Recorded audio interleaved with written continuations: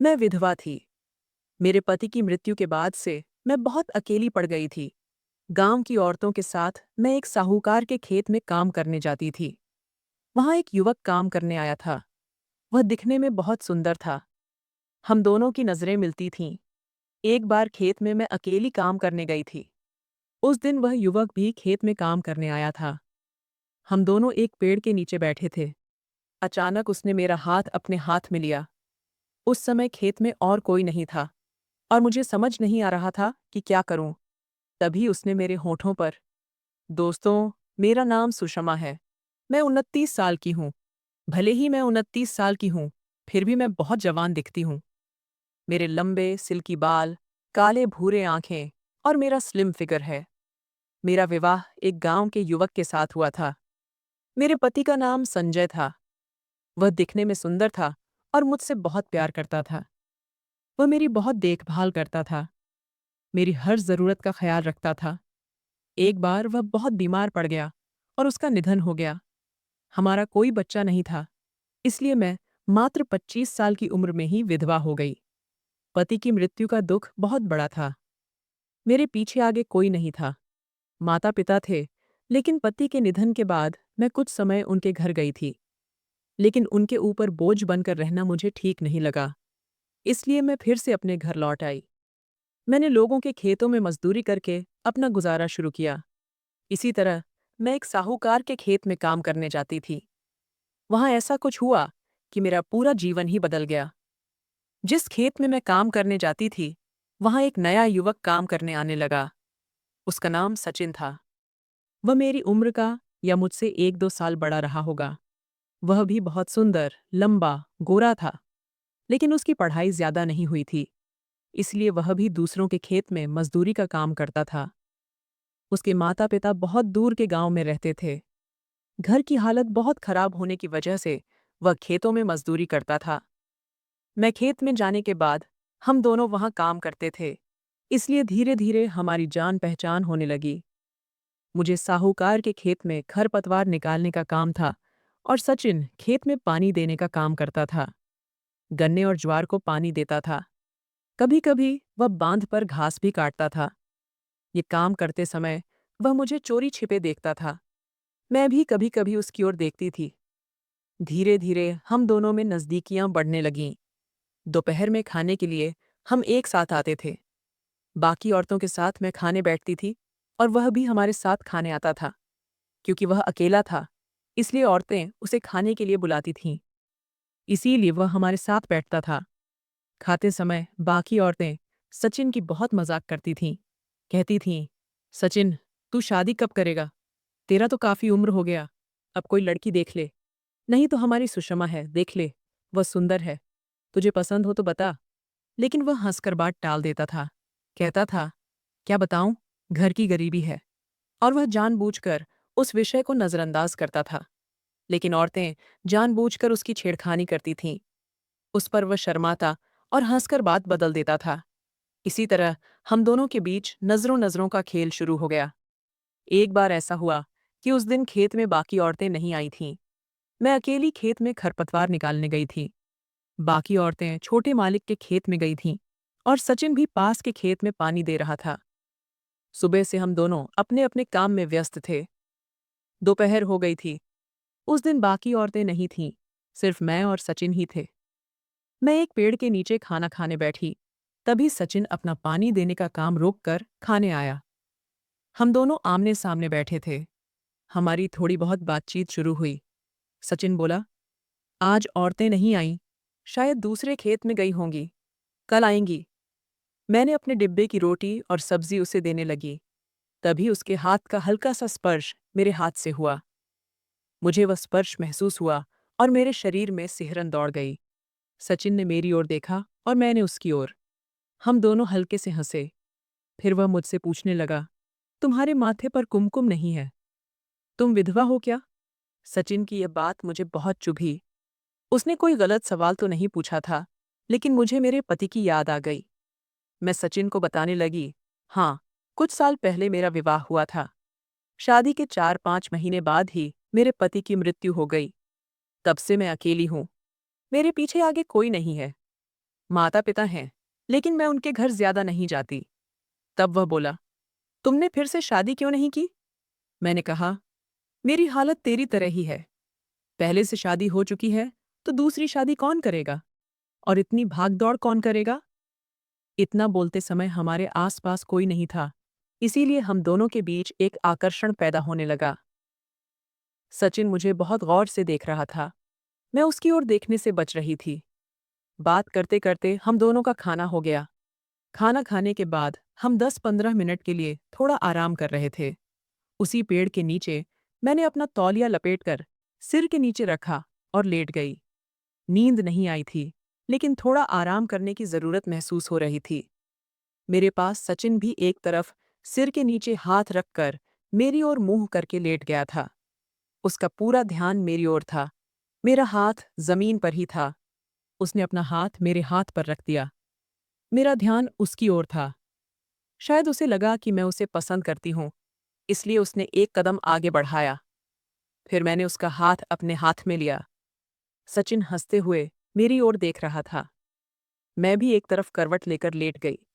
अब हम दोनों की नजरें एक दूसरे में डूब गई थीं। हम दोनों धीरे धीरे एक दूसरे की ओर झुके। सचिन ने मेरे होठों का एक चुंबन लिया। मैंने आंखें बंद कर लीं। हम दोनों एक दूसरे का चुंबन लेते रहे। तभी अचानक एक बाइक की आवाज आई। शायद मालिक आ रहा था। हम दोनों जल्दी से अलग हो गए और उठकर बैठ गए। थोड़ी देर में मालिक की गाड़ी आ गई। मालिक बोला, सुषमा, तू अकेली ही कहाँ पर आई है? बाकी औरतें कहाँ हैं? मैंने कहा, बाकी औरतें छोटे मालिक के पास गई हैं। वे कल से आएंगी। उन्होंने सचिन को गाड़ी में बैठाकर किसी काम के लिए साथ ले लिया। सचिन गाड़ी पर बैठते समय मेरी ओर देख रहा था। उसके चेहरे पर एक मुस्कान थी, लेकिन दूर जाने का थोड़ा दुख भी दिख रहा था। उस दिन की घटना मेरे मन में गहरे तक उतर गई थी।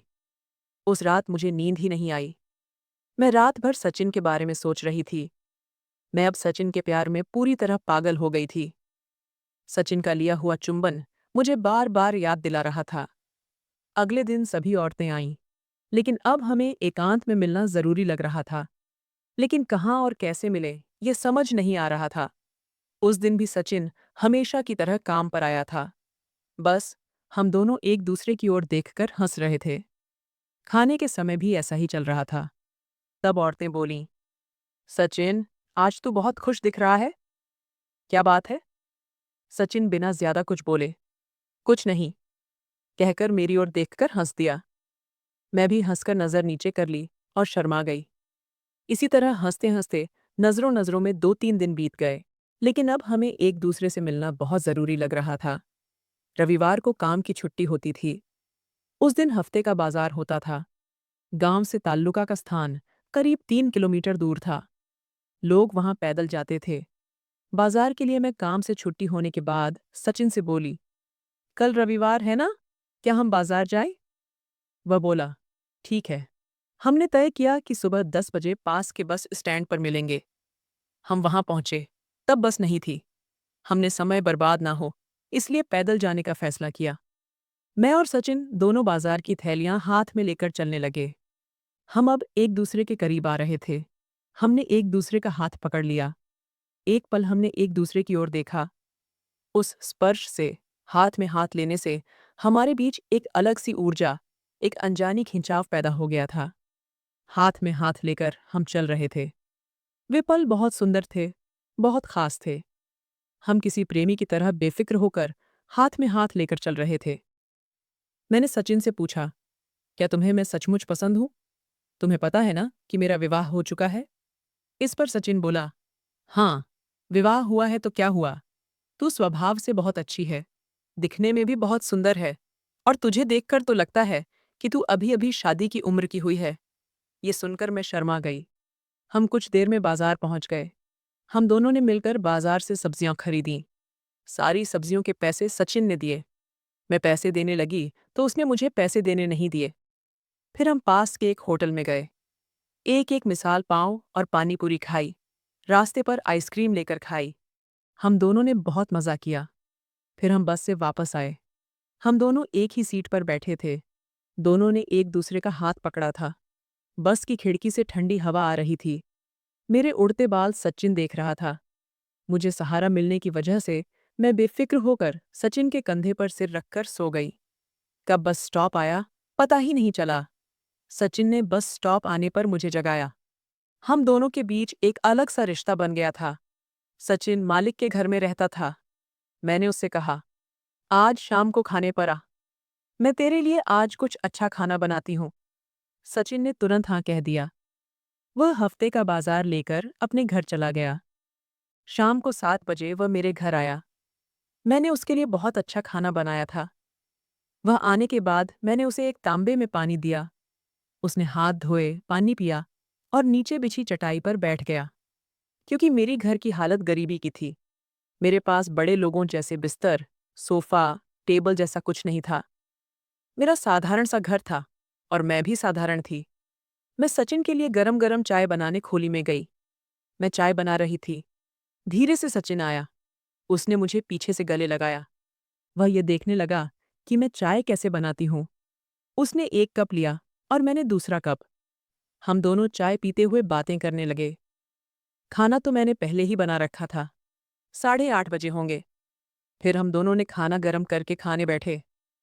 हम दोनों एक दूसरे के सामने बैठकर खा रहे थे। सचिन मेरी ओर लगातार देख रहा था। मैं भी उसकी आंखों में आंखें डालकर देख रही थी। हम दोनों के बीच का डर पूरी तरह खत्म हो गया था। कुछ देर बाद खाना हो गया। खाते समय उसने मेरे खाने की तारीफ तो नहीं की, लेकिन वह चुपचाप खा रहा था। शायद उसने वे शब्द मन में सहेज लिए हों।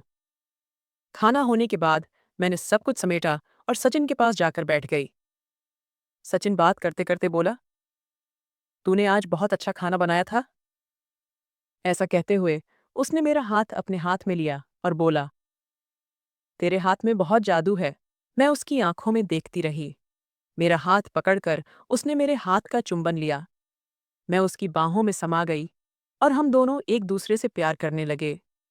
उस रात हमने एक दूसरे पर ढेर सारा प्यार लुटाया। वह रात सचिन ने मेरे घर पर ही बिताई। सुबह जल्दी उठकर वह अपने घर चला गया।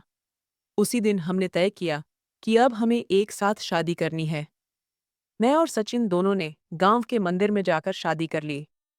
शादी में वे सारी औरतें और हमारे मालिक हाजिर थे। औरतों को बहुत अच्छा लगा, क्योंकि हम दोनों कभी ज्यादा बात नहीं करते थे और हमारी शादी होगी ऐसा उन्हें कभी नहीं लगा था। उन सभी ने हमारी बहुत तारीफ की। सचिन की खास तारीफ हुई क्योंकि वह अविवाहित था और फिर भी उसने एक विधवा यानी मुझ पर प्यार किया, मुझे स्वीकार किया। यही उसका बड़प्पन था। वह मेरी बहुत देखभाल करने लगा। हम दोनों अभी भी उस मालिक के खेत में काम करते थे। धीरे धीरे हमने पैसे जोड़े और उन पैसों से हमने 1 एकड़ खेती खरीद ली। अब मैं अपनी खेती में काम करती हूँ।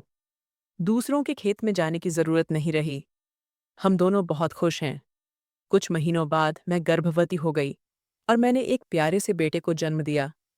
बेटा बहुत सुंदर है, मेरे पति जैसा दिखता है। हमारा छोटा सा संसार बहुत संतुष्टिदायक है।